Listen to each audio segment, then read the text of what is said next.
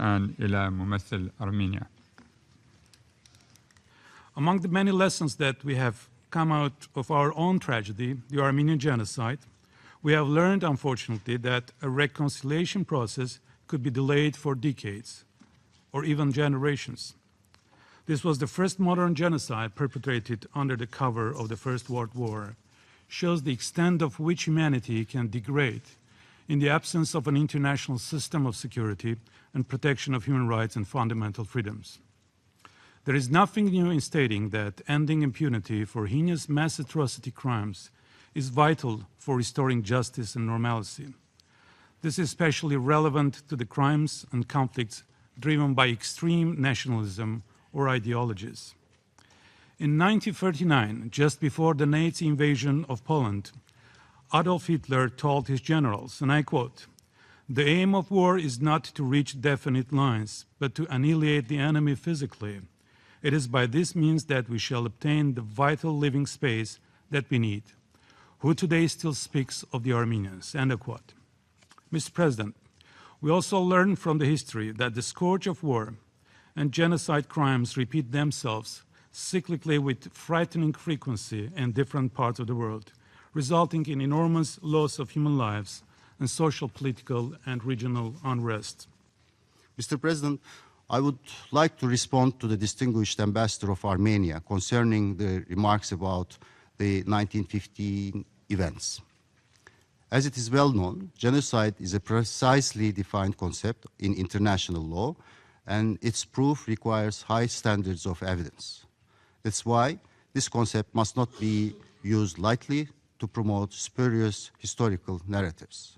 On the other hand, allegations of genocide regarding the 1915 events have never been legally or historically been substantiated. In this same vein, there is neither political or legal consensus as to the nature of those events. Within this context, it is important as it is, memory does not constitute reality on its own. Often, as is in the case of the controversy between Turks and Armenians regarding the painful part of their common past, national memories can clash. We believe that driving animosity from history by trying to imprint on others an incriminating and one-sided view of the past and calling for selective compassion is not the proper way of respecting the memory of many Turks, Armenians, and others who lost their lives during the First World War. It is therefore important to face history in its entirety and through impartial scientific examination of the historical records and archives so that the right lessons may be drawn from history and the common fair memory can be reached. I believe that today's open debate aims at meaningful reconciliation based on shared historical understanding, helping to cement lasting peace. That's why we need to help forge an agreed and shared narrative, a shared memory of a troubled past, rather than sharpening one-side narratives. We continue to seek an open and honest dialogue with Armenia. We hope that Armenia seizes its historic opportunity to replace the language of subjective conviction with the language of objective knowledge. Thank you, Mr. President. Let me refresh the memory of the representative of Turkey in particular. It began in April 24th, in 1915, and went on until 1923. The systematic and planned slaughter of the entire nation.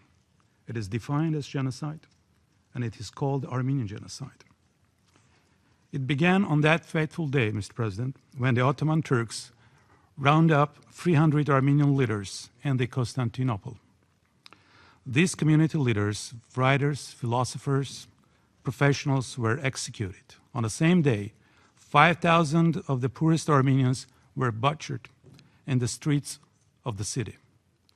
Then the brutal executions spread to the whole Armenian community in Anatolia. Deportations and killings were carried out. There were death marches through the deserts and the mass killings of people condemned by the representatives of British, French, Russian, German, Austrian government stationed in Turkey. This crime has been recognized by a number of member states and international organizations, including the United Nations and its Commission on Human Rights and its subsidiary body of the Subcommission on Prevention of Discrimination and Protection of Minorities. Mr. President, the reason why we are particularly sensitive to this subject is that the policy of genocide carried out by the Ottoman Empire culminated in indiscriminate extermination and slaughter of Armenians has gone unrecognized by Turkey, despite the efforts of the international community to reinstate and recognize that crime. I just want to tell the representative of Turkey that it is time to realize, and this is why this thematic debate has convened here, that in order to be part of civilized world, one should avoid negationism and not resort to denial of historical facts in order to conceal the past injustices, particularly committed mass atrocity crimes. In concluding, Mr. President, Armenia believes that recognition of Armenian genocide by Turkey would lead to the abolition of psychological barriers between our nations.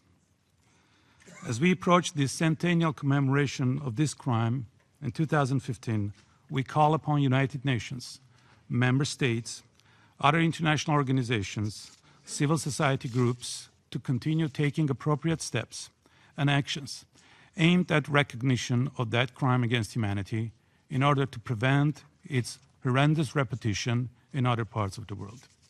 Thank you.